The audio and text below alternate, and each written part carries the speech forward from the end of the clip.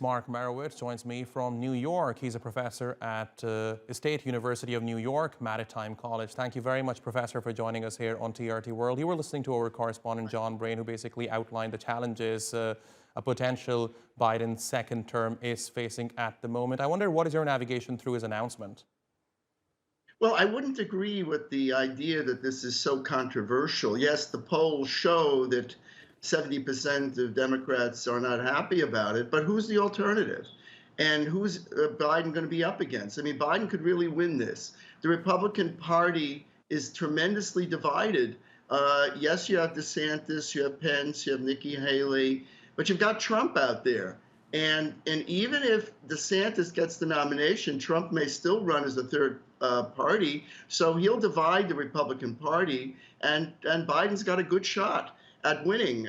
So I don't see this whole thing about controversy. And if Trump's the nominee, I mean, the age issue, I mean, they're both going to be pretty old guys. So I don't see that issue at all. To me, the country is highly polarized. And the problem that you have here is business as usual. We need a president who will unite the country.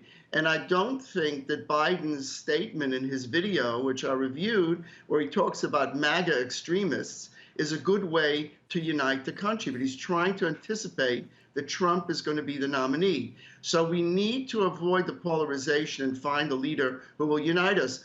Who else besides Biden? Kamala Harris is an absolute failure as a vice president. If I may interject to that point that he just made, I watched President Biden's video, and you see Kamala Harris predominantly being featured in that video. Is that perhaps an indication that she is going to be the vice president for Biden's re-election bid?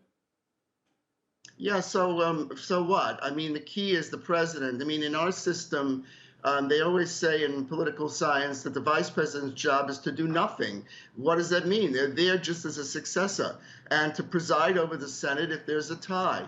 Other than that, the key focus is the presidency. In fact, when Truman was vice president, nobody even told him that the United States was developing an atom bomb. I mean, that's how little people, use the vice president. In fact, Biden sent Harris around on very, very kind of problematic projects, as your correspondent pointed out, on the border. But She has been absolutely ineffective. She is ineffective to the point where people really don't pay attention to her as a vice president, as a leader. And that's why I think, Biden is strengthened by having somebody like Kamala Harris around, because the alternative to him is her, and she is no viable alternative. So I think Biden's actually, and besides the age part, I think he's got a good shot. Where he has a problem is in the divided House and also in foreign policy, where he's made some tremendous errors. Professor, if I may, what lessons can Joe Biden learn from the successes and failures of past American presidents who have sought re-election, and how might he use that knowledge to shape his 2024 election strategy? Well, I mean, we've had some failures with Teddy Roosevelt, where he tried to make a comeback and couldn't come back. That's the problem that you have with Trump.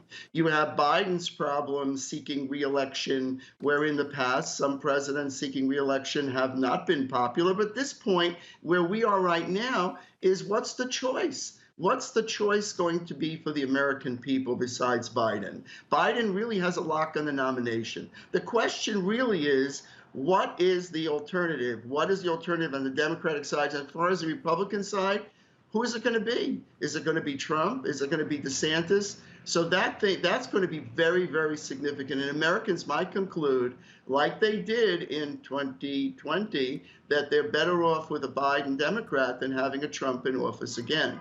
So yes, there's a lot to be learned from American history. But at this point, we're in a very unusual juncture because we're coming out of COVID, as your correspondent, as you spoke about before. That's been a real shock to the American economy and the American system. And also we've had some foreign policy failures, significant foreign policy failures, and we have the threat from Russia and China. And that's another factor that we should keep in mind. Americans do not like to change course in the middle of a world crisis, and we have potentially a world crisis with China and Russia. So maybe Americans will feel, just let's leave the president in place so he can deal with these problems and not change course, where it would be unpredictable with a Trump presidency, and which could cause difficulties in terms of the international stability, international relations. Professor Mark Meirowitz, it's always a pleasure talking to you, sir. Thank you very much. Thank you. Here.